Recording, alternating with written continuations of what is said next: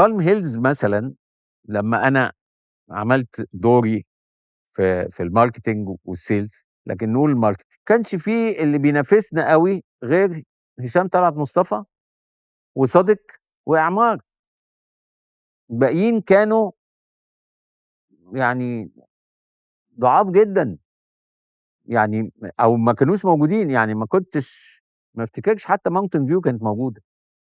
ف فانت لما بتعمل حاجه وعندك شويه فكر وبتعرف تنقي الناس وتعرف تنقي، عندك كرييتيف انك تنقي ده بدل ده وتعمل اعلان. يعني انا مثلا رحت عملت اعلان مع عمر الشريف وحطيته، فطبعا دي زودت بالم هيلز.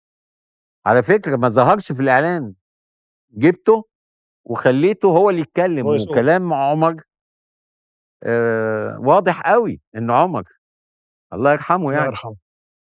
وخليته يعمل الاعلان بالعربي والانجليزي، وابتديت حتى احط الاعلان في مصر الطيران وبريتش ايرويز وحاجات يعني. ف فالمرحله ما كانش فيها ناس كتير.